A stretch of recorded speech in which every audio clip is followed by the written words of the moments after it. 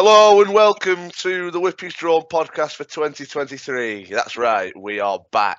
We are better than ever. You might recall we did a podcast 2 years ago for the Cheltenham Festival, and I think it went down pretty well to the limited amount of numbers who listened to it.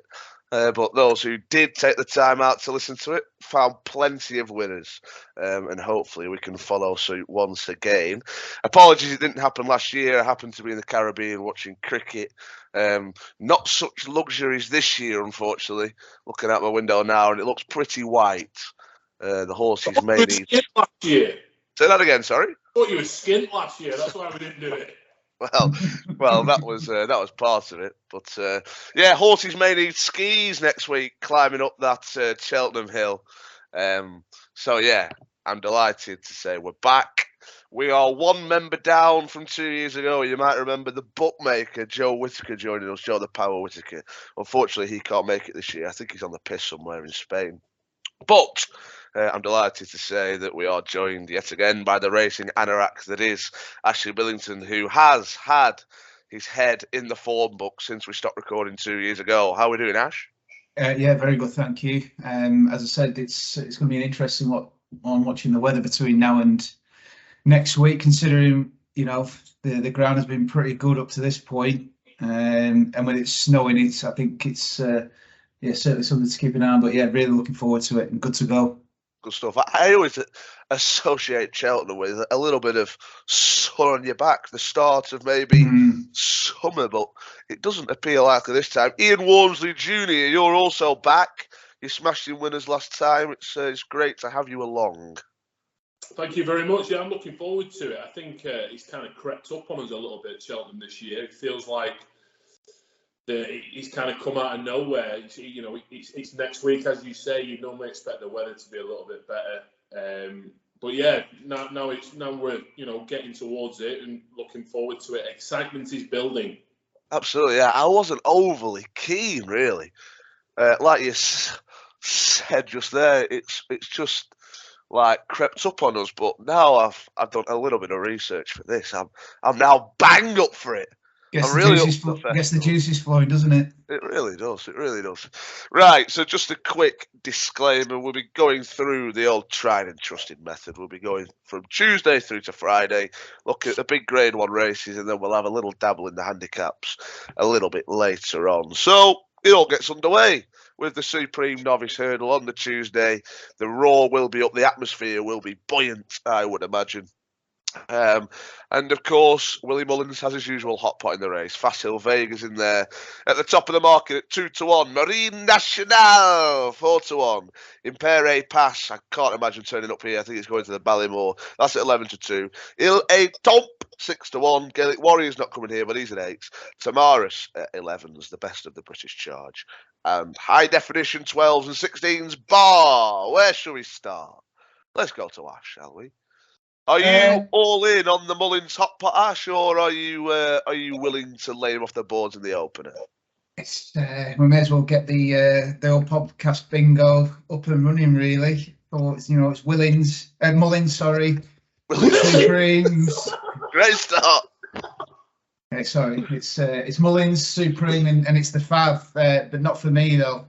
It's I think it had an easy time in the first two runs. That I can't believe. I'm just looking now at the price of it here, considering how badly it did run last time, and it's 2-1 and under. Surely it must be the liabilities that they've got to account for that price already, as for the reason of the price. We don't know how good he is, and as I said, the Leopardstown race, if you're into your times and everything, it was 10 seconds faster than his previous two runs, and he was beating 20 lengths. I think the one thing you can say against that run was he was found to be lame for a good period after that. Now, the one thing you'll find though is it can be quite easy to focus on one horse when you're looking at a previous race. So if you look at the previous race again and not focus on Facile Vega and look at the actual winner, Il A Tomp, I think you'll get a slightly different view, because I think Il A Tomp has got the best form in the race, and it won well. you know, as I said, people are trying to grab the fact that Facile Vega, you know, bombed out. But yeah, Elite Top would be the one for me. A bit of a fact or stat to get in there early doors. Only 5 winners since 1994 have got beaten the previous prep run for this race. I don't think any of them finished last. Or perhaps I think Lebeck was one that I think refused to race and ended up last. But of those 5, you got a 12 to 1, 20 to 1, 25 to 1, another 25 to 1, and a 50 to 1. None of them were 2 to 1 or 7 to 4, really. So yeah, I can't have it. Marine National, Irish Point, in terms of the form, Irish Point could go at the same pace for 2 mile at Leopardstown, and he's only beating him ahead. You know, trainer's very confident that he'll improve on good ground, but yeah, form doesn't look that good for me. I'm going to take another each way punt on Paul Nichols's Tamara. Sorry, you know, the Toller form got a boost with the first and second at Kelso in the Grade 2. So yeah, I'm going to have an early poke at a British novice just to see where we're at with it. Again, if it falls out the back of the TV, then you know that the novices aren't much caught. But I think that, you know, the wheel has got to turn somehow or at some time with the British novices. So for me, it's Elite Top win and Tamara each way. Well, I never thought we'd see Ash tipping up a British novice hurdler in the opener, especially a horse that's won the Tolworth. As we know, the record of those who've won the Tolworth and come onto the Supreme is absolutely terrible. So on that alone, I'd be willing to take on Tavares. But yeah, cheers for that, Ash. I completely agree with you, actually. On Facile Vega, it's just far too many question marks for me. Obviously, last time out, High Definition went out like the clappers, and Facile tried to go with him, and especially got burnt out, and then obviously was lame for a week. That's another question mark. 2 to 1. I'd be willing to oppose the horse purely on price, really. Albeit it looked sparkling at the start of his hurdling career. Marine National can't have that. Hasn't really beaten much. But again, it wouldn't be an overly massive shock should he win, given the fact that, you know, clearly unexposed. Ian, where you coming into this race? Are you with the favourite country to be an Ash? No, yeah, I'm with you boys. Yeah, I think last time out was too bad to be true. Really, I know, as Ash said, that, you know, they said it was lame afterwards, but that's not really an excuse, is it? That's not a good thing, is it? I think it's plenty short enough. It has had the market support in recent weeks. It was obviously quite weak after that, went out to something like 5 to 1 after that defeat, and then it has been the last couple of weeks. There's been a lot of support for it. So you'd like to think that you know, at home they're happy with it, and it must be doing the right things at home. But I just think at 2 to 1, as you alluded to, it's plenty short enough. I don't really like Marine National. I came down on El Ete Temps. I can't say that. There's a few fucking... El Ete Tomp. Yeah, I mean, I probably came down on that just obviously because it was very impressive last time out. Don't really fancy Paul Nichols's. I think it's a bit of a boat really for the Supreme. I don't really fancy anything. If I had to pick one, as I said, I'd pick El Ete Temps, but I wouldn't put anybody back in anything at a price, really. It wouldn't surprise me at all in this race if there's a 16 to 1, 20 to 1, or, you know, an upwards sort of price winner. And you know, I think it'll be one for the bookies for the first race of the festival. Yeah, I tend to agree. I'd also be with Il Etom. Il Etiton. This is going terribly with the pronunciation, but yeah, I'd be with the other Mullins horse essentially. I wouldn't rule out Dr. Bravo at a price. Was third behind Charger and Phil Dore last time, and that's no slight on any animal. So, you know, at 25 to 1, why not? Let's have a stab at Dr. Bravo. So, are we all in the Il Ete Top camp? Yeah. Yeah, lovely. Let's move on to my favourite race of the festival. Not necessarily this year, but I just love those 2 milers flying over the larger obstacles. It is indeed the Arkle. And John Bon is at 6-4. El Fabiolo 13-8. Dysart Dynamo 9-2 in there for Mullins. San Juan 9s, and then 16s the remainder. Yeah. So, is it a match between the top 2 in the market, Wham, or not? Yeah, I think it is. I know a few people have got, think Desert Dynamo could be the fly in the ointment, and I'd guess that is what Ash would think. But however, I like John Bon really. I know it got slagged off for its performance last time, but I think a 2-horse race, the egg and spoon races really them, and I think it's hard to be impressive in those. Nicky came out afterwards, Nicky Henderson, and said that he didn't have the right prep. He probably left it a bit undercooked. I know it's not beaten anything, John Bon, this season, but I just think it's. I just like the horse, and I think obviously coming second to Constitution Hill last season, admittedly it was by a long way. I think I just think it's the best horse in the race, and I think everyone thinks a lot of it. El Fabio myself, I mean, it was impressive last time out, but then my point is that was a very impressive performance, and how much did that take out the tank? Was that his D-Day as opposed to? I think John Bon has always been the Arkle, has always been the plan, whereas opposed to El Fabio, I think the plan, the aim was the last run, and now, it obviously because it won so well, it has to come here. It's not a race to get overly stuck into, is it? At the prices, what is it, 6-4 the pair? I think that you wouldn't be going balls deep, this early. But for me, I'm pretty sweet on John Bon. I think it's been the plan all along, and I just like the horse. Interesting. Yeah, wouldn't necessarily completely disagree with any of that. Ash, was the Irish Arkle El Fabiolo's Gold Cup? It's definitely the best form going into this race. I'd go as far to say it's the best. That is the best race in the jumps calendar for this term. I can't imagine anything surpassing that this week. No, and as I say, there was no hiding place that day.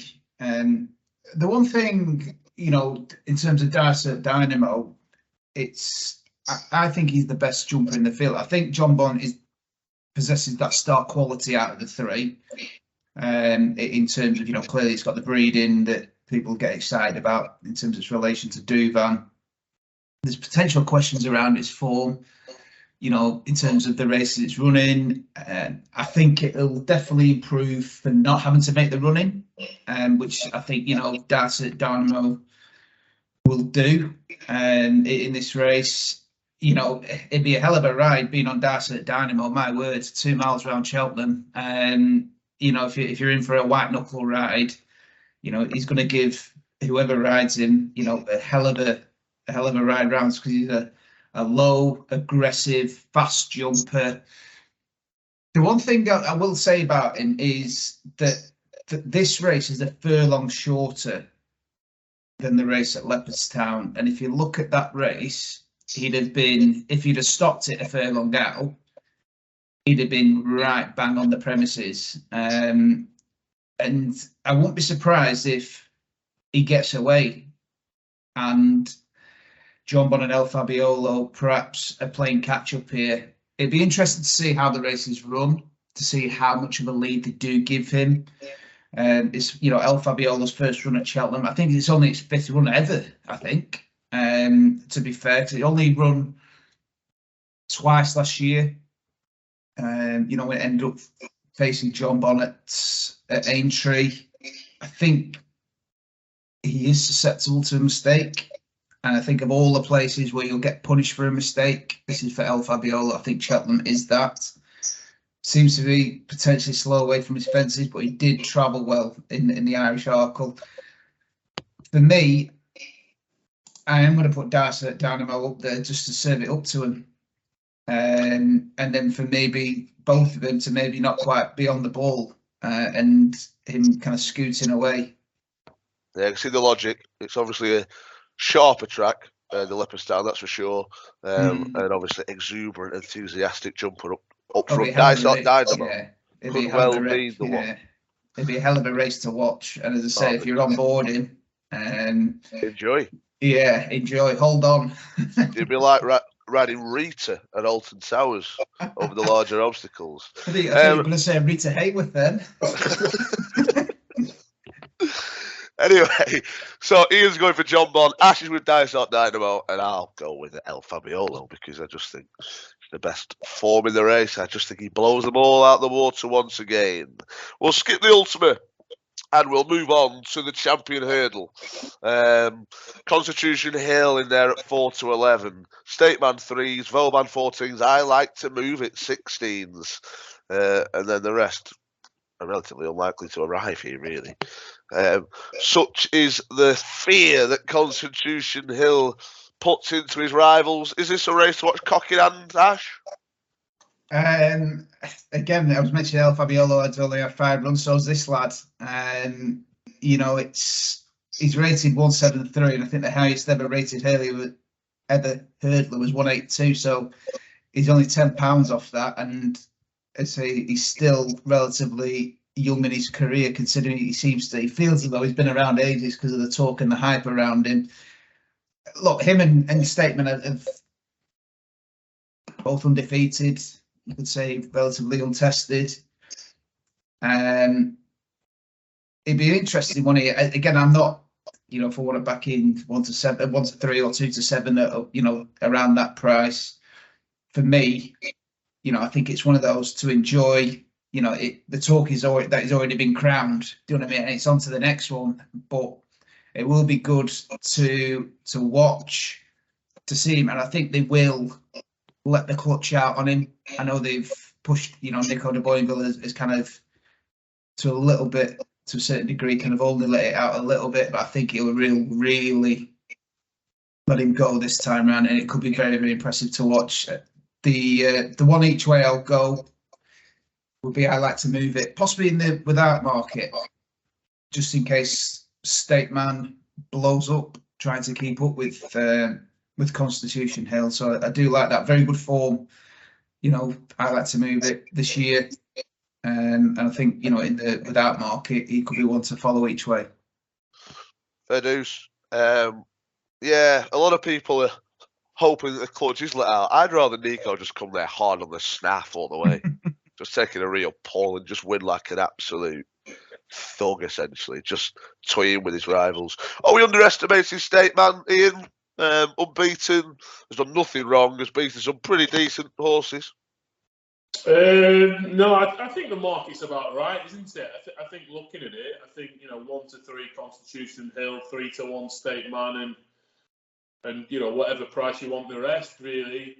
I do like Stateman. I think it's a good horse. I think it's pretty genuine horse. I think last time out from the front, they're not easy races, are they, from the front? I don't think sometimes. It can be a bit of a sitting duck and it can set it up for those in behind. But I think it's quite a gritty horse. I think it's quite a good horse. But I think Constitution Hill could be one of the best hurdlers ever. I think it's, as Ash alluded to, I think it's a race just to watch, really.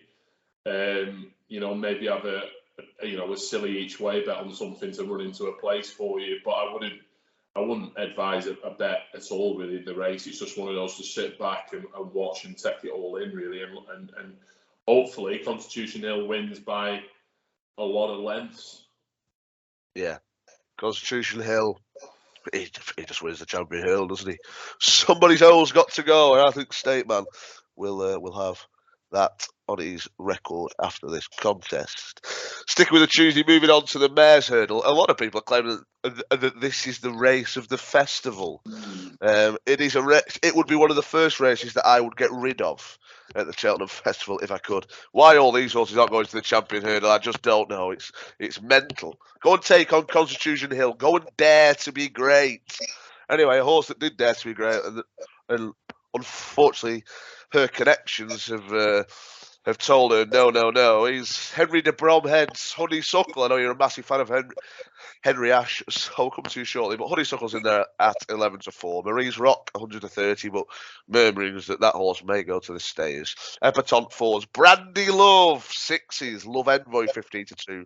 Craig Keysvetter's Echoes in Rain 8-1, and 12's Bar. Ash, let's talk Honeysuckle. Pretty sad that she's not going to be trying to defend her crown, isn't it?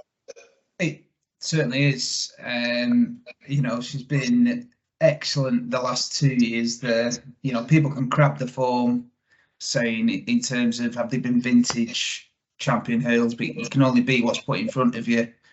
And it is a shame that she can't, potentially, have a go, and I wouldn't say go out on a shield, but at least see where she's genuinely at, where she, seems to come alive. Because the Heart and Grace running was probably her how she's run the previous 2 years. To be fair, I don't think there was anything any more, any less. And with regards to that, listen to Rachel Blackmore a couple of nights ago. She still thinks the fire still burns in Honeysuckle. You could look and think maybe she is possibly regressing. And if she was gone, she perhaps would have finished down the field last time out. And she'll definitely appreciate 2.5, or is it 2.5, because of the fact she may have lost the gear. And she finished second to Stateman last time out, who about 2 minutes ago we were talking as a potential contender for a champion hurdle. And I think she's got the beating of Epatante, to be perfectly fair. The price has, and again, you mentioned just Marie's Rockler in terms of, she could possibly defect to the stayers hurdle. So you've got to, kind of weigh that up. And I can't believe, the heart says Honeysuckle. The head does go elsewhere though. And I'm going to have a go with Brandy Love. I'm not going to go balls deep on her. What last time out, she's got very much a preference the way round that she runs, or that she needs to run. Last time out, she ran the wrong way, appeared to need the run. Willie Mullins very rarely runs a horse that close to Cheltenham without good reason, and then run it at the festival. 20 days ago, last run, Brandy Love. Exactly, yeah. And beat Love Envoy at Punchestown after Love Envoy won the mares last year, and she was running the wrong way round again. And when I say wrong way round, in terms of she has a bit of a kink in terms of the way she jumps, and going left-handed will neutralise that. Yeah, so, Ash doesn't mean as in literally running in the opposite direction. No, yeah. I think just because she's got a little bit of a kink in terms of a jumping, that's going left-handed will help her hugely. And I think she's certainly there. As much as it pains me, even if I have a bet on Brandy Love and Honeysuckle is roaring up the hill, I will abandon my docket and scream Honeysuckle up the hill myself. And there won't be a dry eye in the house, I don't think. Nice. Ash is in bed with Brandy Love. That's fine. I can't have Honeysuckle myself at all. I appreciate that she stayed on really grittily last time in the Hatton's Grace to finish behind State Man, but if I'm being honest, I never necessarily rated the horse in the first place. Oh, I know, so I never did. But of course, what she's done for the game has been absolutely brilliant. So kudos to her. But she won't be winning the mares this year. She's the lay of the festival for me.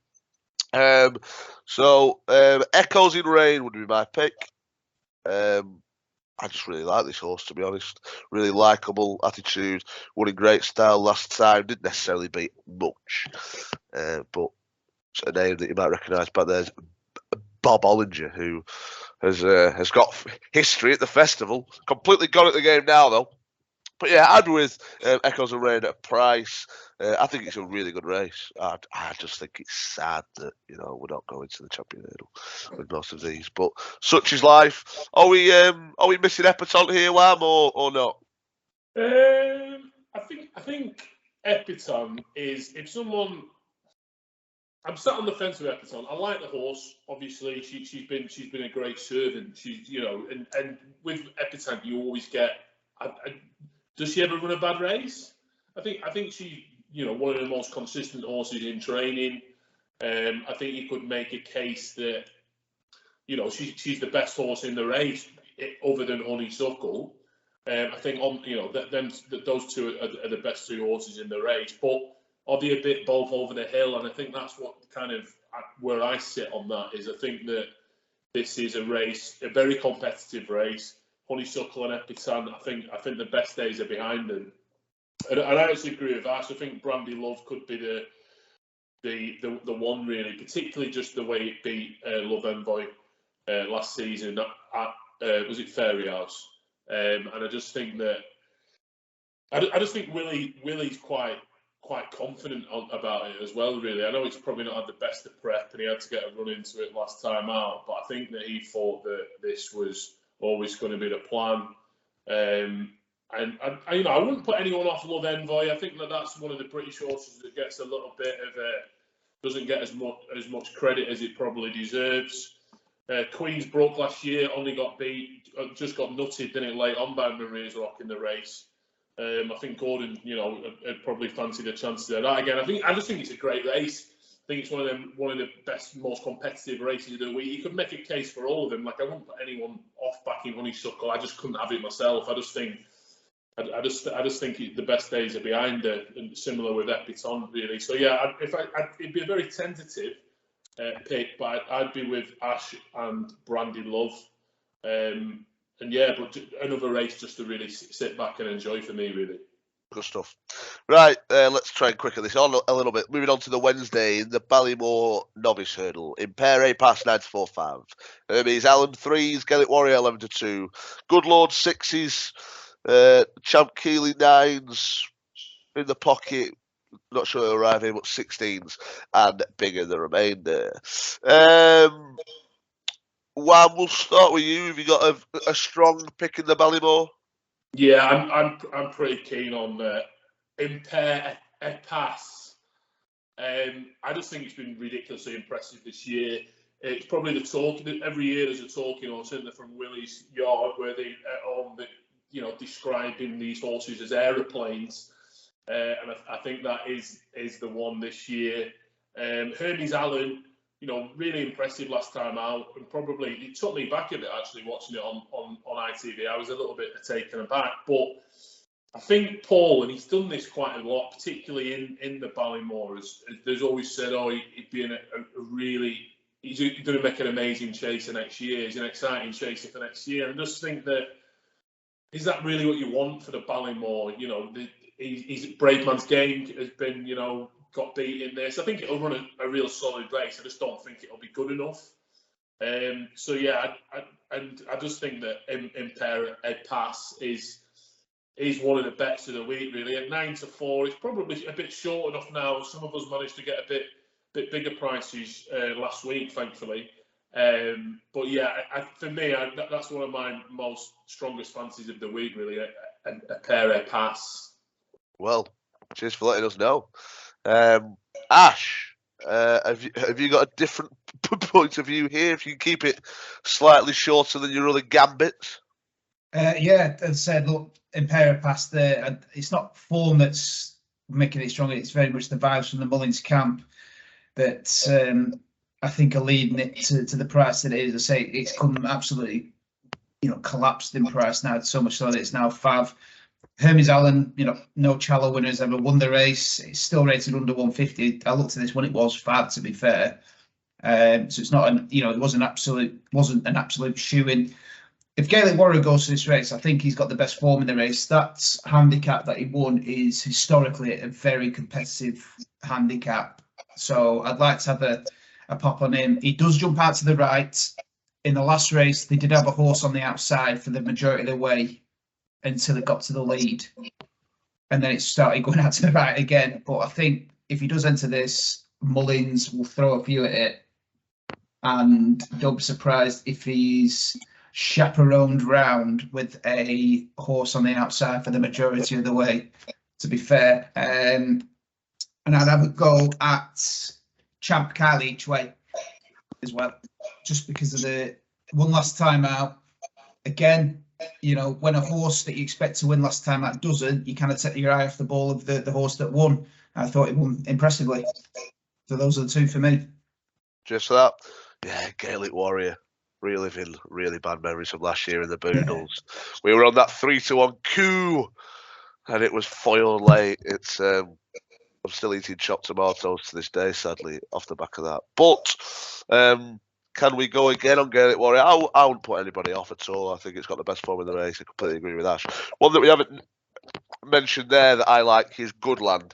But absolutely nothing wrong whatsoever. It was impressive at Leopardstown. Wasn't necessarily well backed at all. Went off a really nice working man's price, and expect him to do exactly the same here. Go off a nice price at about 6-1. I wouldn't be going each way, but obviously you got your people who do that. Yeah, I think it could be one for Barry Connolly. So I'd be with Goodland and a saver on Gaelic Warrior, but I have been burnt in the past on that horse. Moving on to the Brown advisories then. Jerry Colomb, 13-8. Won in the UK last time out, didn't it? In the Scilly Isles. That's at 13-8. Mighty Potter's not coming here, but that's in there at 7-2. The Real Whacker is being really tipped up nicely by the Irish. That's at 9-2. So Gerhard 11-2. Ian's favourite horse, Time Hill, 11-2. Gaillard de Menil, not sure it's coming here, but 10-1 bar. This has got to be one of the ladies of the festival, hasn't it, Ash? Jerry Colomb, 13-8. It's an interesting one, to be fair, because it's first time. It's never run left-handed over fences. Good test of me jumping last time out at Sandown. It got headed and then came back to win. It doesn't appear to be as effective on better ground. It actually jarred up after running on goodish ground last season. Two separate jockeys. One, Barry Geraghty, seems to think ground isn't an issue. Dennis O'Regan, who have both ridden the horse in work, he seems to think it needs soft and nothing firmer than that. So I can't be having Jerry Colomb just on that and taking that into account and the prices. Yeah, my pick's the Real Whacker. Very good jumper over fence, stamina improvement, won over 3 miles, and he's 2 out of 2 over fences at Cheltenham. It's good enough for me. Good stuff, Wab. Yeah, I'm not a Jerry Colomb fan at all, really. I've not been impressed with its runs. I think it wants soft ground. To be fair, it might get the soft ground. I just don't think it's that. I don't know. I've just not been overly impressive with it. You know, the one thing you would say is it's been strong in the market, particularly over the last couple of weeks. There's been quite a lot of continued support for it. I still quite like Time Hill, really. I've got obviously a horse that I've got a soft spot for. The jockey-wise, I'm a bit unsure. I think Michael Nolan's riding it, whoever Michael Nolan is, due to the whip bands. I don't really like the Real Whacker. I'd probably, again, I'd be quite tentative in this race, and I think that I'd probably just lean for Time Hill. I probably wouldn't put Sir Gerhard could be the flame the ointment, really, and the sort of the forgotten horse in the race. But Jerry Colombo, definitely a no-no for me. Yeah, Time Hill, 9 years old and a novice chase. Just on one point that one mentioned there about Sir Gerhard, I won't put you off him, even though he has only had one run, because he was a point-to-pointer. So he's obviously been over fences previously, and Willie Mullins, I don't think, would send him on the back of just one run if they weren't confident. So yeah, I won't put you off him. Yeah, it's not the sort of race that I'd be looking to get the wheelbarrow out for, but I'd be with you, Ian. I'd be with Time Hill, 9-year-old and a novice chase. I just think that festival form is a good thing, and I like the horse. I think it has a chance in this. I don't think it's an awfully strong renewal. Moving on to the Queen Mother Champion Chase at 3:30 on Wednesday at Cheltenham. Edward Stone, 7-4. And Ergamine, dubbed as a monster last year, 2-1. Editor de Geet for the shrewd Gary Moore, 6-1. Gentleman de Geet, 8s, not sure it'll arrive here. Blue Lord, 10s. Nube Negra, 25s. Grenadine, 33s, 40s bar. I think this is a decent race. I think it's got a nice complexion to it. Whammer, let's start with you. Champion Chase? Yeah, I think it's a really good race, and I think for me, it's been a case of what side of the bed I woke up on in terms of the way I fall on this race. Part of me wants to. I want to like Edwardstone. I don't want to say I dislike the horse, but he's one of them where I want to like him more than I actually do, and I don't really know why. I love Alan King. I just don't know. I think he's a good jumper. Is he a bit soft? Is he a bit sort of weak? Like when he got beat last time out, should he have won? Excuses for that, I think. Yeah, I don't know. I just think that I wouldn't be overly keen on Edwardstone, either than the Arkle form is normally shit hot, really going to the Champion Chase. I think the price at 7 to 4 though is plenty short enough, really.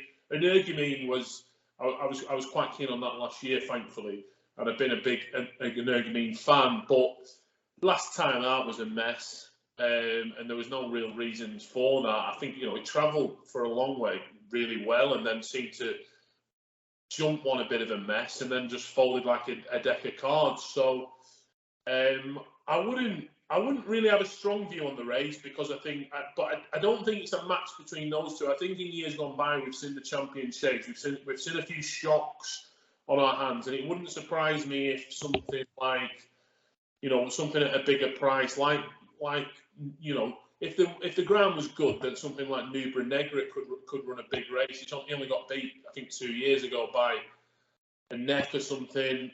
So I wouldn't put anyone off. Even Ash, I'm sure, watched the same Betfair preview, which I did, and Rachel Blackmore gave Captain Guinness as a each way as a charity bet, and says that she thinks it's quite a big race. So I mean, I wouldn't put anyone off anything, but I wouldn't have a strong sort of view on the race myself. For me, this will be a race where I'll just be sitting back and watching. Good stuff. Ash, have you got a different opinion on this? Eddie Turner Geek, we've not mentioned, won the Clarence House, of course, last time. Yeah. It seems to be one of those races that you need to nearly close to the mast. Are you Team Edwardstone or Team Energumene? And I'm very much Team Edwardstone. Taking that point that Wama just mentioned about his run last time out, if you actually look at the amount of ground that it needed to cover from I think it was just around 2 out to the actual just before the line, I think it's run out of steam, realising it was too far back. I think Tom Cannon, if he could ride that race again, would run it a different way. And I think he's going to take that knowledge into this race. I think he's very much an improved horse on last year. Arkle runners, and certainly Arkle winners, have got a very good record in this race. I think he took his eye off the ball, focusing on Energumene, and let Editor Jeet kind of get away with it. I think the genie is out of the bottle a little bit with him now. I don't think there will be as much of an element of surprise, with regards to him. It's one of those that he does battle back, to be fair to him, when joined up front. But look, Edwardstone loves Cheltenham, 5 runs, 3 wins. Yeah, as I said, it's for me, all the way home. Energumene, I think there's too much question marks at how will they ride him. They don't seem to have a riding style with him anymore. Up front, in behind. I think there's a little bit of confusion around there. Gentleman to me is very much too boom or bust. Blue Lord looks touch too slow. Never travelled at Leopardstown, so yeah, it's Edwardstone for me. Good stuff. I'd be with 2 astronomical prices in this. I'd be with Nubra Negra and Grenadine, small each way plays. I think you'll get at least 8 runners in this. There's been 9 declared. I think you'll probably get 8, which means you'll get 3 places. And I think they can both run into a place, to be totally honest. Both underrated horses. I appreciate they're not quite at the top level of Edwardstone and Energumene, and I suppose we're going to have to put Editor the Gate in there as well, unfortunately, despite this horse being just an average yardstick for most of his career. But yeah, I'd with those 2. Nichols has always been quite keen on Grenadine, and likewise Skelton with Nubra Negra. If I had to pick one at the top of the market, I'd be with Ash and with Edwardstone. I think Edwardstone's the most likely winner, but I'd be all over those 2 each way. Small stakes. Please be careful, guys. Moving on to the cross country. So we spoke about earlier on the races that you'd get rid of the festival, and this one isn't one, in my opinion. I really enjoy watching it. Not from a betting point though. Really no interest whatsoever in having a bet in this race. Really. Delta work, ridiculously short, 11 to 10, staggeringly short, really. Galvin 5 to 2, Franco de Port 7s, and then you can get 16s and bigger the remainder. Wouldn't be a massive surprise to see a big price winner in this contest, would it, Ash? I think it's between the top two in the market.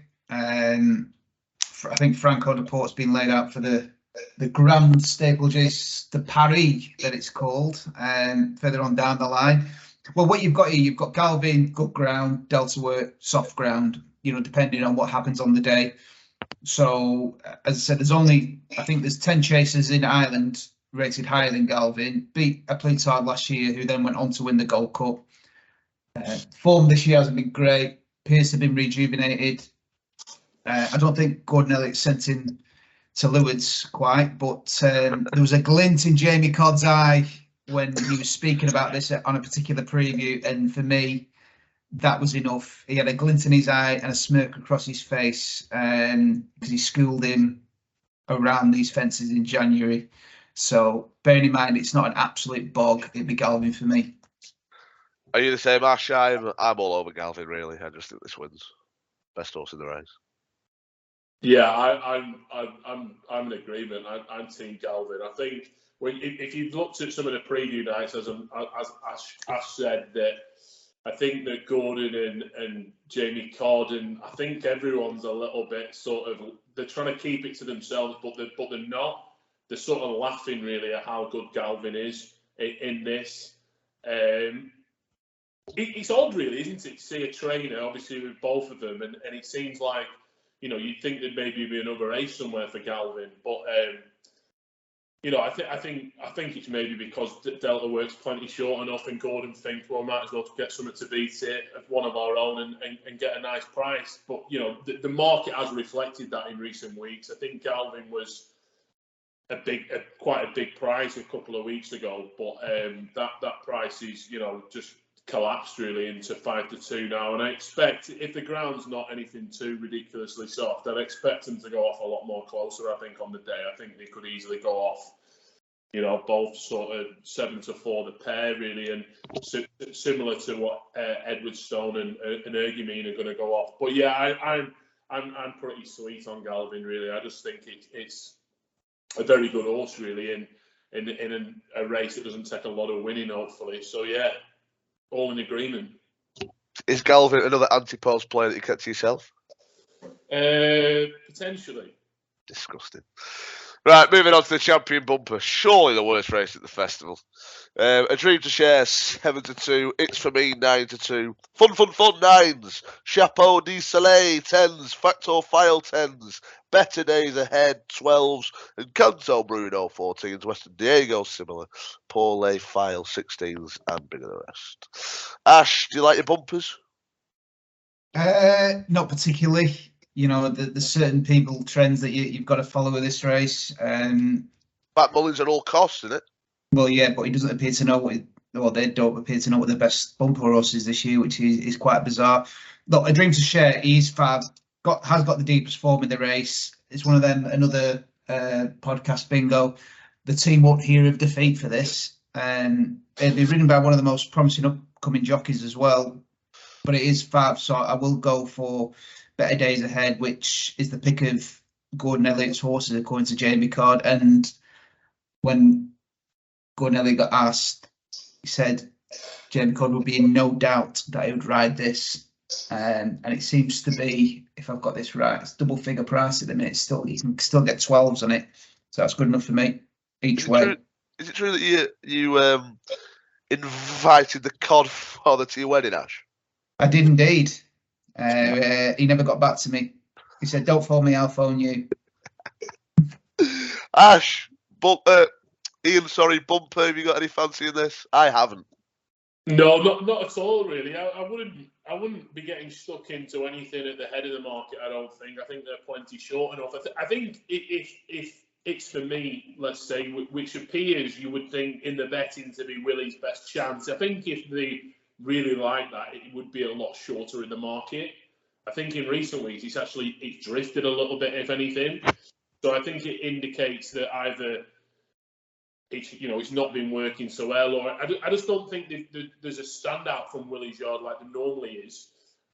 So no, I don't really have a fancy at all. I, on the day, will be having a smallish play on something at a price of Willie's second or third string, and that's the way I like to normally play the bumper. Really, something like Western Diego at the moment is around 14-1.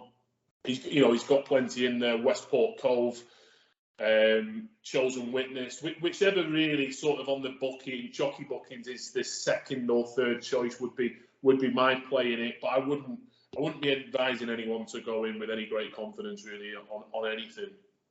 Totally agree.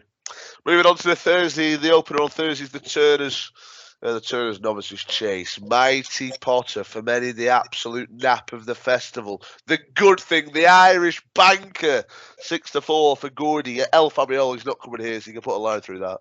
Banbridge 4-1, Appreciate It 5, Sir Gerhard 7s, Balco Coastal 12s, Stage Star 14s, 16s, and bigger the rest. Ash, is this one just to go in and sluice in and get your absolute Cheltenham pot on? It certainly appears to be the apple of Gordon Elliott's eye from not just this year, from about a year, 2 years ago. Very classy horse. Didn't run great at Cheltenham though last year. In all fairness, it came nowhere, but it appears to have been beaten, fairly early on, and probably did run too bad to be true. I think they're hoping it's their Gold Cup horse for next year. It's been excellent. Bit of something random. Stride analysis done by a chap called Activate. A bit of something left field. I never thought we'd come on this morning and you'd be talking stride analysis. Monstrous, it's been described, and matched by only 2 or 3 other horses. So yeah, definitely got the X factor. I think it's clearly an absolute monster, I would say. But I think will appreciate this race and the step up compared to the Irish Arkle. So I'm toying between the two. I haven't come down on one yet, I'll be honest. It's just between the gap in price between him and Mighty Potter, to be fair. But Mighty Potter is a real hot pot. Good stuff. I get the impression here that you might be willing to take this one on. Yeah, the reason why is that Adam has got an anti-post bet on Mighty Potter at something like 10 or 12-1. And he didn't tell me about that one. Slightly bigger than that. 14s, I think it is. Yeah. Anyway, I want this beat. This could be. I do think, and obviously there's been a lot of talk, as I've said, about how it's the apple of Gordy's eye, and this could be his next Don Cossack, Gold Cup horse. I just think it's quite a competitive race. I don't think Banbridge is a mug really at Cheltenham. I think it's 2 from 2 around Cheltenham. I think it's just a typical Cheltenham horse, and I also think Appreciate It is again a Cheltenham horse. I also think horses like Balco Coastal and Star Stage aren't mugs. So I think there's plenty of reason at the odds. I wouldn't back Mighty. Obviously, it'd be nice to have a bet on Mighty Potter at 14-1, but at 6-4, it's probably it's not for me, and I'd probably look at maybe even pairing up Banbridge and Appreciate It together against it. Let's just get it beat is what we're saying pretty much. And I don't care who does it. I'd set the rag outsider to do it, but I want this Mighty Potter beat. Well, charming. I like Mighty Potter in this. I just think it's a really likeable animal. It's done absolutely nothing wrong in imperious form since Cheltenham last year. I just think it goes there and wins. I appreciate you got a Banbridge in the race, but the thing with Banbridge is that is he up to the level of Mighty Potter? I'd be I'd question that. I appreciate the shrewd he stuck a nice each way price on that one after the race at Leopardstown, but it just wouldn't be for me. Appreciate It, yeah, that's the biggest danger for me. Quite like a Balco Coastal at 12s. I'd be surprised to see that follow Mighty Potter home. But anyway, moving on to the right there. Now, this race is just completely flip-flopped in terms of at the market. You can get a rather astronomical price about Shishkin only a month or so ago, but he's in there at the top of the market at 4 to 5. Blue Lord 5s. Conflate is going to the Gold Cup, but a line through that 11 to 2. Janadil 15 to 2. That seems to be the shrewd pick at the moment from those learned observers. Fury Road 8s. Pick Dohi 8s. Envoya Allen 12s. Fakir Dudery 14 16s. Bar. Well, anything in the Ryanair, or is it just a hack job from Shishkin? I hope it's a hack job for Shishkin. I was really impressed last time out. Being perfectly honest, I think if I was Shishkin's owner, I'd be going to the Gold Cup. Really, I was not impressed. I just thought the further it went, the better it looked. I think, I think the odds are about right. I think about even money. Maybe a shade of odds on. I think it is by far and away the best horse in the race. There's not a great deal against it at all, really, is there? So I wouldn't put anyone off getting stuck in. I don't think I'll be getting stuck in myself. But I just think Shishkin looked back to its imperious best last time out, and I think that again this is a race just to watch and hope that Shishkin does the business and without getting stuck in. Really, I think if I had to have a bet, it'd be within the without market on something like the Golar, Jamie Snowden's horse. I think something like that could end up staying on for a place, but that's a very tentative selection, really, and I just thought Shishkin goes out and wins. Ash, are you also nostrils deep on Shishkin? Not at all. I think considering his background, you've got to consider possible bounce factor. Did look awesome last time out. For me, he's got to back it up again. So, I think it very much will be, boom or bust with him. He'll either go around, win with his head in his chest, or could blow out, to be fair. But yeah, I'll take an each way play on Janadil. Finished second in the race last year, and I quote, was as big as a bull last time out and still won. So I think they've had this race in mind with the last time out being big as a bull. Yeah.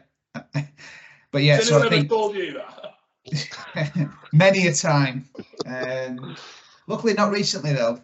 So I think Shishkin's one of them. I'd love it to win, and I'd hope it really is back on, A1 form and continue that.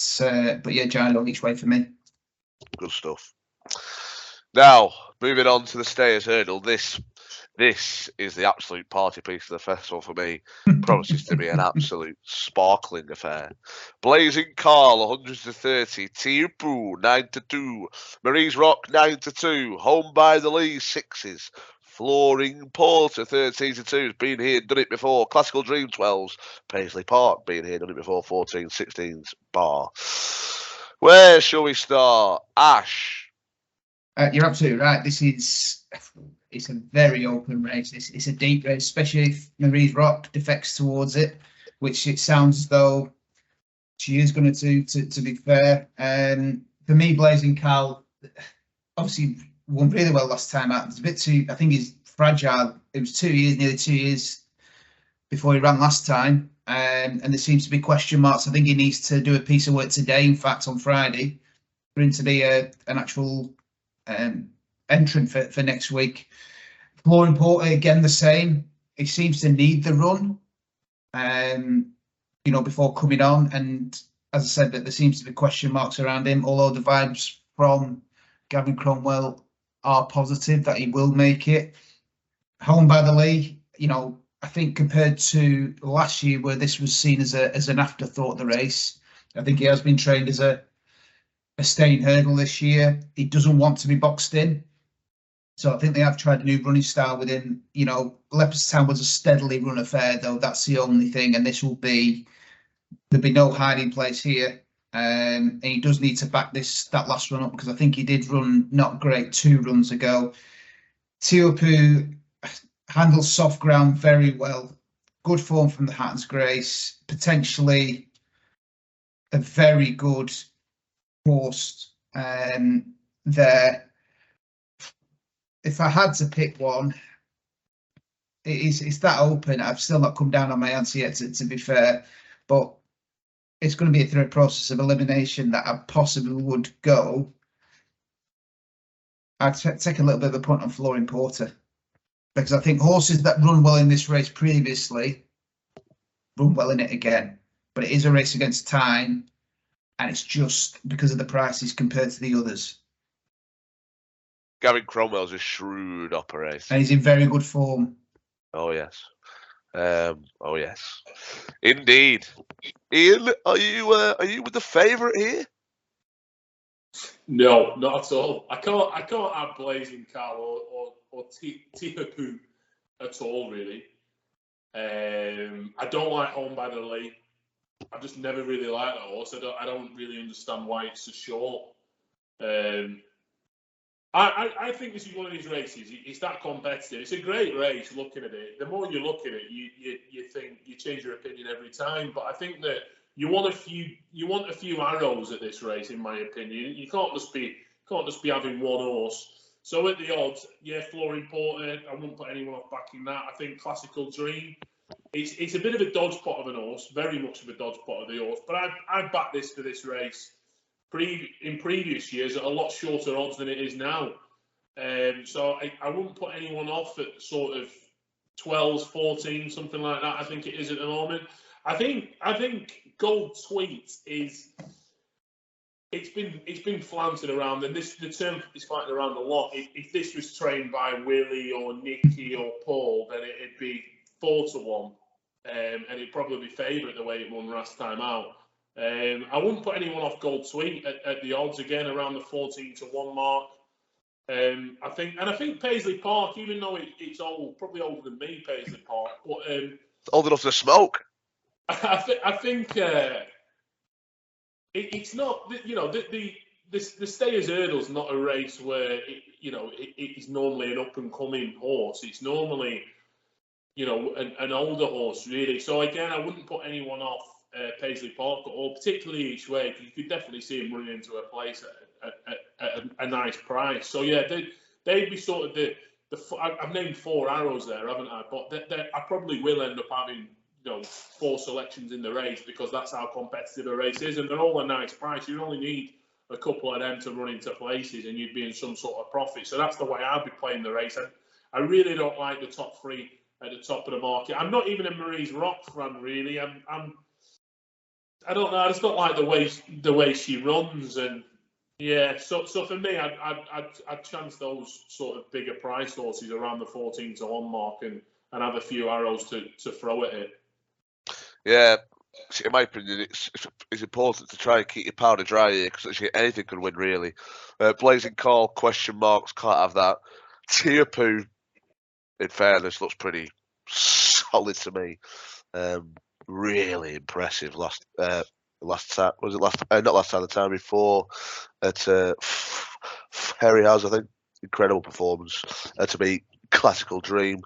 And Marie's Rock, I would have liked her to win the mares, but she can be a little bit free, and I can't imagine she'll stay the trip. Home by the Lee, not for me. Flooring Porter, yeah, I'm with you guys. I think that could run a massive race once again.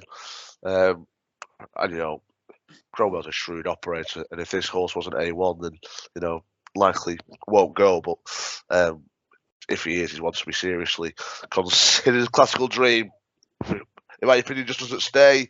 Paisley Park, yeah, but old, so tough. So I'd be with Flooring Porter, Tiapu, and probably Paisley Park for a little bit of a savour.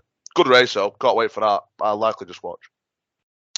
Moving on then to the Friday. Making half decent time, guys, which is good.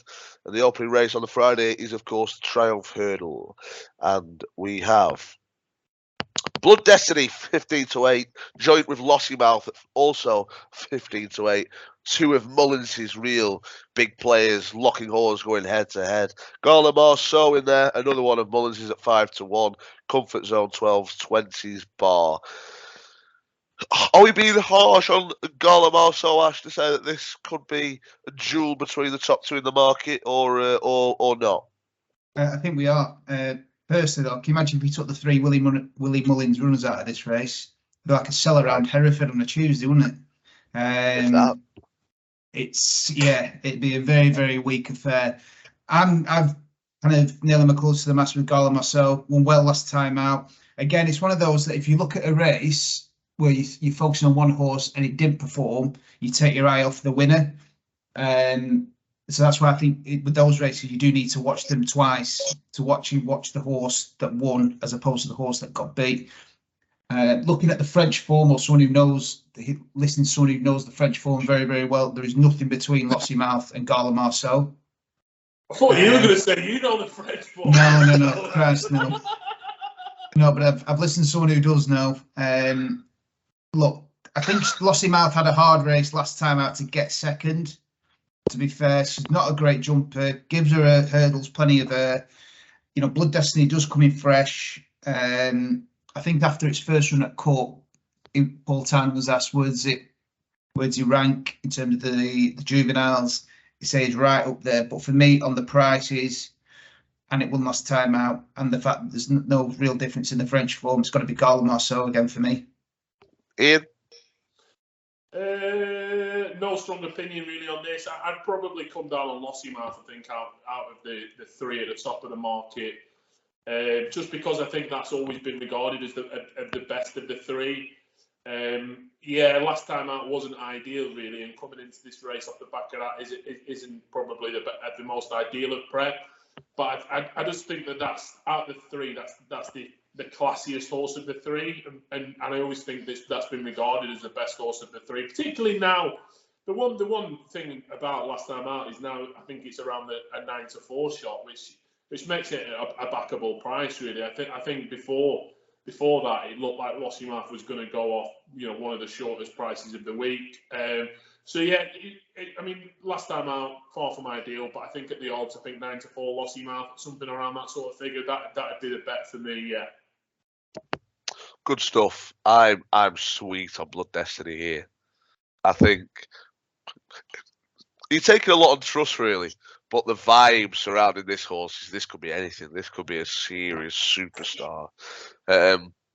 I agree with you, Ash. I'm not entirely sure that Lossiemouth will turn the tables on Gala Marceau. I think obviously it was incredibly unlucky last time out at the Dublin Racing Festival, but I think when towards the end of that race, it just looked like Gala Marceau was holding Lossiemouth relatively comfortably.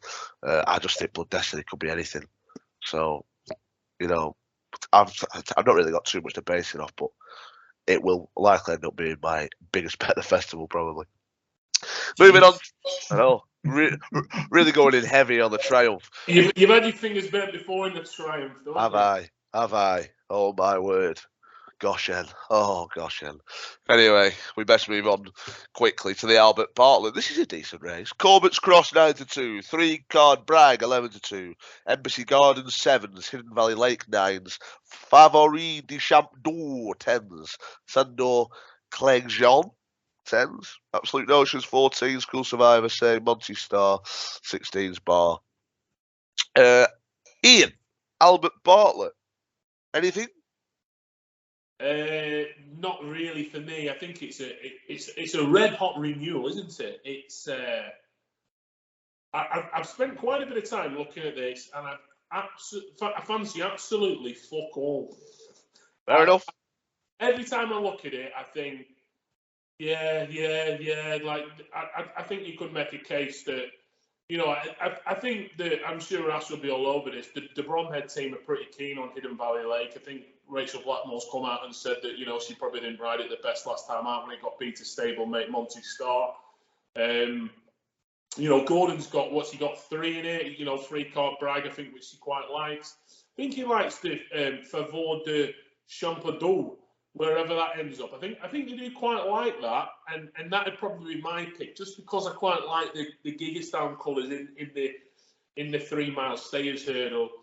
I don't think Absolute Nations is going there now. I don't think another one of Gordon's. They've got Cool Survivor in there, which is another Gigastown horse. This Corbett's Cross, I can't really get my head around it because the amount of money that it's been bought for. Where's it even going? Is it even definitely declared? So for me, I probably won't. it'd be really a small play on something like Favor de Champedou, or just because I like the Gigastown colours in the stayers sort of the 3 mile race, and yeah, I wouldn't be sort of recommending anyone to be getting too hot and heavy in the Albert Bartlett myself. Well, it's likely that I'm going to be quite hot and flustered during this race because I can't get my head around really how Corbett's Cross 9-2. I think it should be about 3s, 11-4, 5-2, something along those lines. I think it's more around its question marks around participation more than anything. I think it's only just been bought by JP. They're not certain it will go. I think once it gets declared, when is it, tomorrow? I think that's the It's going to get smashed off the board, sure. Watch out. 19 days ago since his last run, beating a proper horse who found a 50. I think that was a proper race. Again, how much is that taken out of the horse? Maybe quite a lot, but it's very versatile. Yeah, it's very versatile. It's 1 over 2 miles, 1 over 3 miles. So I think this turns up, this just wins. Ash, do you agree or not? Yeah, I think I'll wait till Dex come out, to be fair, to confirm, just into, because if Corbett's Cross is declared, I'd be very wary of it. It is still a wide open race, and this race has thrown up. I know in the last couple of years, classy horses have come to the fore when the ground has been better. But if it starts getting soft and a bit of a bog, again, forecast dependent, anything could get thrown up here. There's been some real wild cards over the years in terms of 20 plus, 33-1 plus. If it's heavy ground or very soft, I'd go 3 Card Bragg. If it's better ground, head of Valley Lake. Simple. Good stuff. Okay. I don't think I've ever had for this race. Yeah, it's I wouldn't like to see how much that as amounts to over the years. Profit and loss. I've never not done me conkers in the race. I know it some big price winners. I know the last one was Henry's at 50-1, Manila Endo. I think that was 50s when it came in on the back of one run, and there's been some daft prices over the years. Yeah, it is a fiendishly tough race to unpick. Talking of fiendishly difficult races to unpick, this could be one, or it may well not. It might be staring us bang in the face. It is the biggie. It is the Cheltenham Gold Cup, the Boodles Cheltenham Gold Cup. New sponsor this year, I think. Galoponde Champ 7-4. Brave Man's Game. Andrew Tolbutt's pick, by the way, is Brave Man's Game at 13-2. An avid listener of the podcast. A Plutard 15-2, last year's winner. Statler 9s, Noble Yates 10s, Shishkin isn't arriving here. Conflated Will 14s, Protectorate 14s, 16s, Bar. So let's go to you, Ash. Gold Cup 7-4. Are you happy with that about Galoponde Champ? I won't be getting stuck in what could be a superstar in the making. Really could be. I don't think there's any trip concerns at all. Seems to be only getting going after 3 miles at last time out, to be honest. And I think Paul Tarnan was struggling to pull him up after 3 miles. That was the problem. He absolutely ripped through the line. Feel like you have to 10 overs, Ash. Absolutely. I think his jumping might get cut into question early doors. That'd be interesting to see.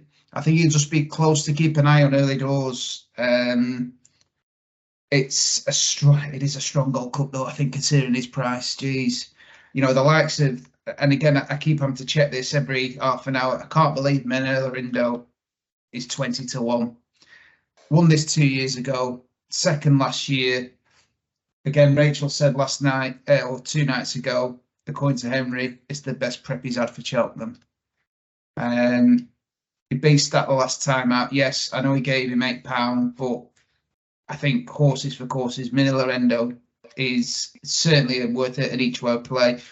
And I'm going to take I'm going to take a lot of faith here, but I'm going to have a look at seeing the price, and it is built into it. Plutard to come back and serve it up to him, because again, if he produces the same level of form as last year, they're all going to have to raise the game considerably to even lay a glove, to be honest. So it's those two for me, especially Manila Endo each way.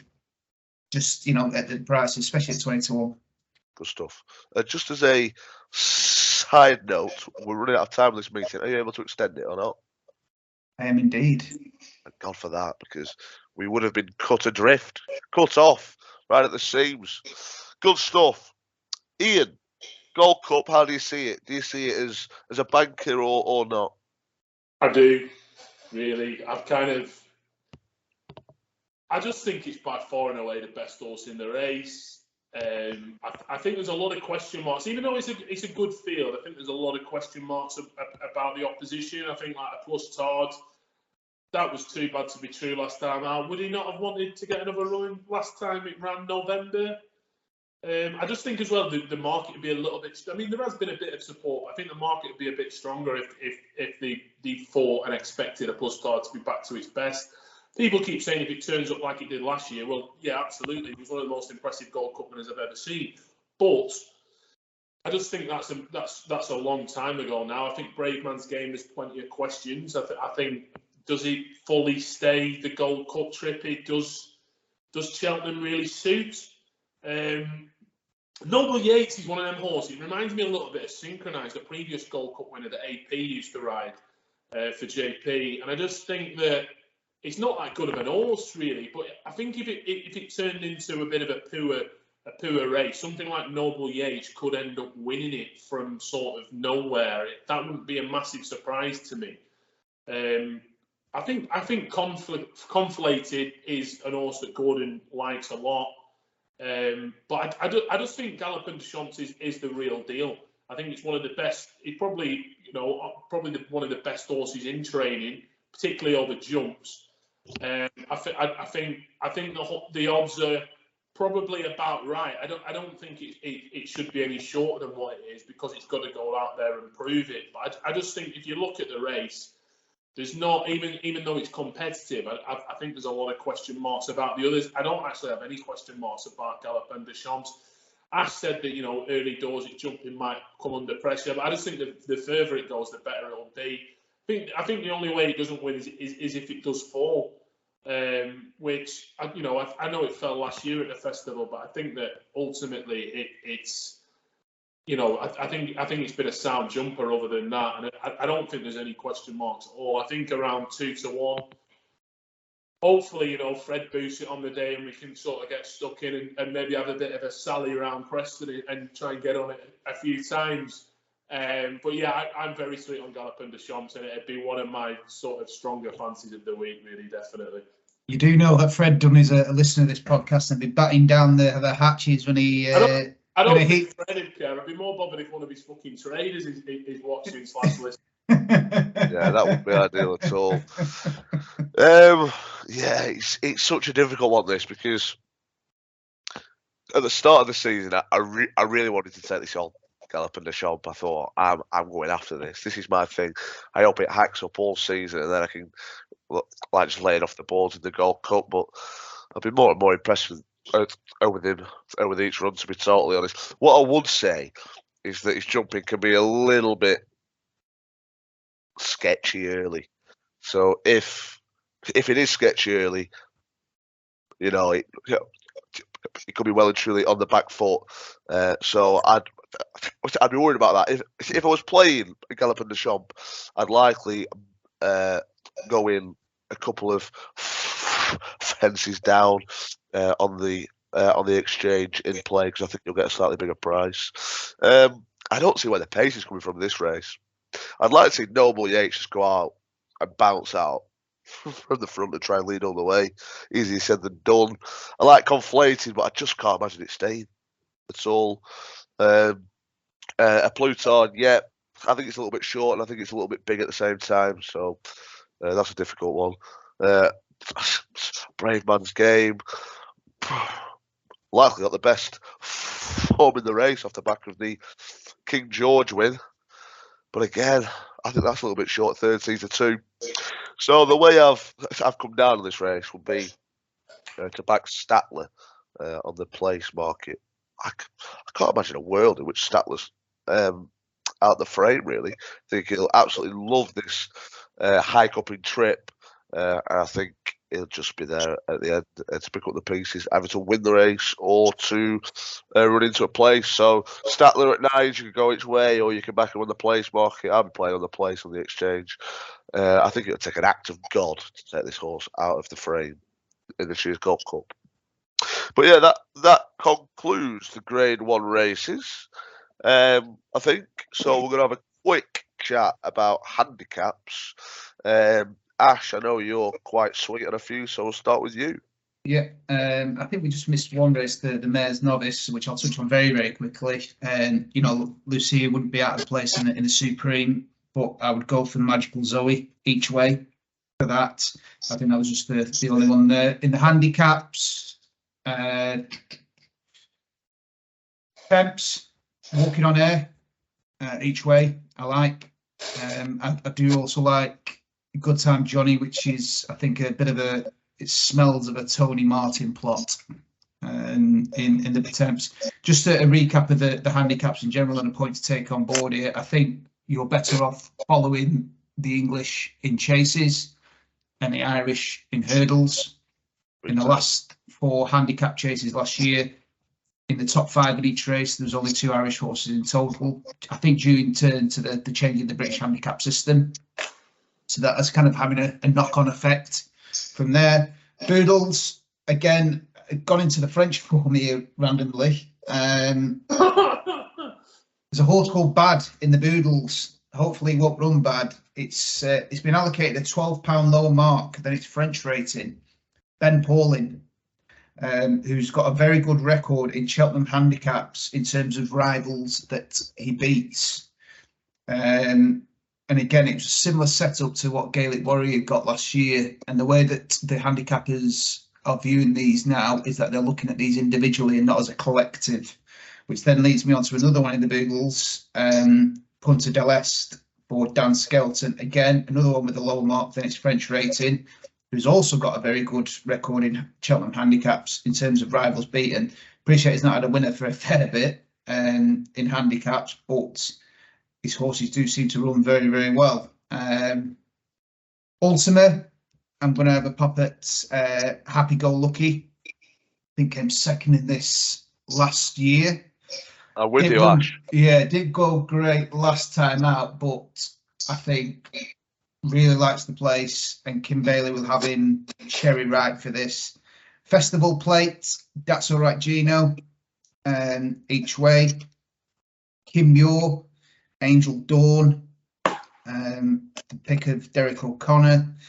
The Coral Cup is very much, I think, weighted towards the top. There's a horse called Gamprond, who's, I think, somehow £2 lower than when he finished second last year, whether the race seemed to go against him, to be fair. Grand Annual, Rouge Vif, each way. Be a great story, that really, really would be. Trained by Harry. Tired, that thing. Well, trained by Harry Whittington, got taken out of his yard into Paul Nichols's, lost its way a little bit. Harry Whittington then bought it and has been, steadily bringing it along, and he's dropped a stone in the weights. So that's that. In Martin Pike, I did like Imagine, but that has halved in price in about the last 2 or 3 days on the back of someone piping up saying one of the best handicap horses in Gordon Elliott's yard, which doesn't help matters. Come back to me on the rest. I'll let Whammer pick up for me, and I'll finish off in a minute. Well, that is it. In fairness, it's a staggering amount of tips in handicaps. I only had one, really, and that was Happy Go Lucky. I quite like that in the Ultima. Okay, it's rated £5 higher than last year. Well backed last year, and just got touched off. Tends to run its race. I think he enjoys Cheltenham, and he'll be in the mix once again at a nice each way price. Ian, have you got anything in handicaps? Not in the handicaps, but in the Mayor's Chase, I quite like Jeremy's Flame for Gavin Cromwell at sort of, I think it's about a 5-6 to 1 shot. I think that against there's a couple of shorties in there, other Irish horses, shorter things. I think that Jeremy's Flame was far too big of a price for me. In the handicaps, I agree with Ash in the Patents. I think Nicky Henderson's Walking on Air around 10 to 1. I think that is a good horse in a handicap, really. I haven't got loads, but in the ultimate, I quite like the favourite, the Lucinda Russell horse, the Co-Cratch Rambler. Corrick, I think it's pronounced. Yeah, Corrick Rambler. I wasn't too bad. I think ultimately the aim is the Grand National, but it wouldn't be unusual for a horse to run well in or / win the ultimate and then end up, going for the national. That's been quite well supported in recent weeks. I think it is favourite, but I think it's still about 8 to 1. So it's one of them races. I'd be happy with an 8 to 1 winner. And the favourite / the horses at the top of the market do have a ridiculously good record in the ultimate. People seem to think it's a bit of a minefield, but actually the top probably 3 or 4 in the market always seem to be there or thereabouts. In the county, I like Hunter's Yarn, which is one of Willie's. I'm pretty sure it's going to the county, but it is entered in quite a few places. I think they thought that could have been a Triumph / Supreme horse, and then he's still got plenty to go at in the handicaps, and he's in the county. So that was one that stuck out for me. And finally, the last one is I like. Is it Time White in the Andy Stewart colours for Paul Nicholls in the Grand Annual? I think it's about a 20 to 1, 25 to 1 shot. It won ridiculously impressively first time out this season, and then Paul ran it 3 weeks later and it run no sort of race, and he says it needs to be ridiculously fresh, and it's not ran since then.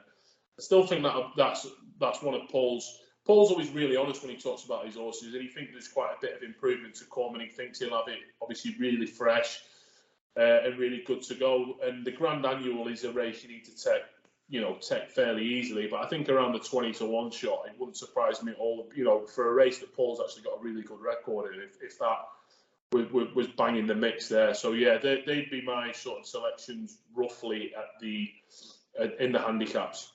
Excellent. Ash, you wanted us to return to you. Yes, just to finish off the National Hunt Chase, against the Fav, so Barry O'Neill has officially got off Marla Mission and jumped on board Manila Crooner, which itself I think is quite a big tip. That's only happened in the last 24 hours or so.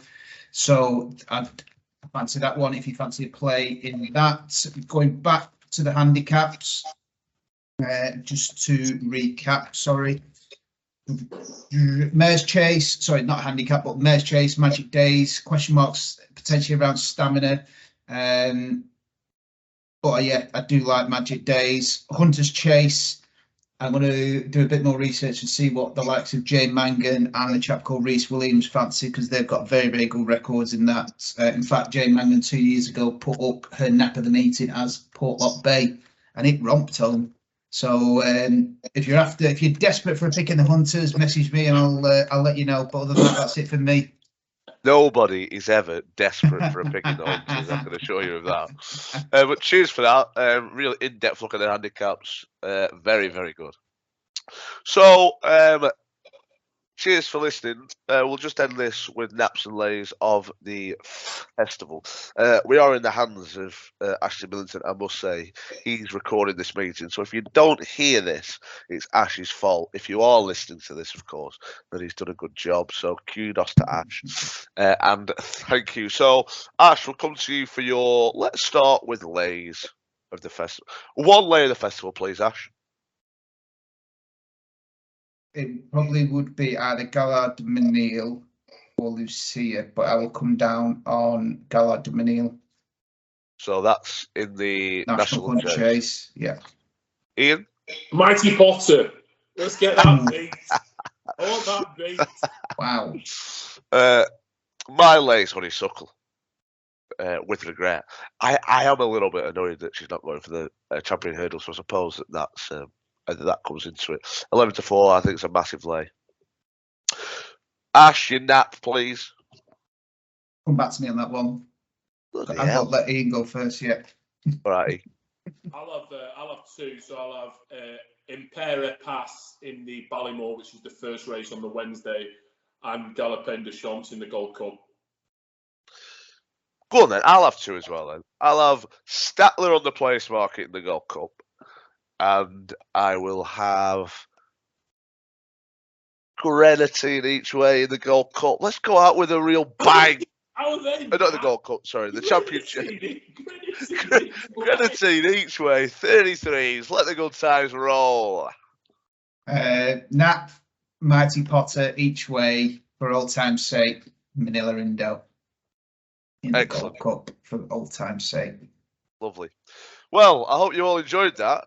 I know we did. We're not really, producing this for any reason other than the fact that we just like talking about national hunt racing essentially, and to get us more up for Cheltenham. So if you enjoyed listening to that, then great. Cheers for lasting the full 90 minutes or so.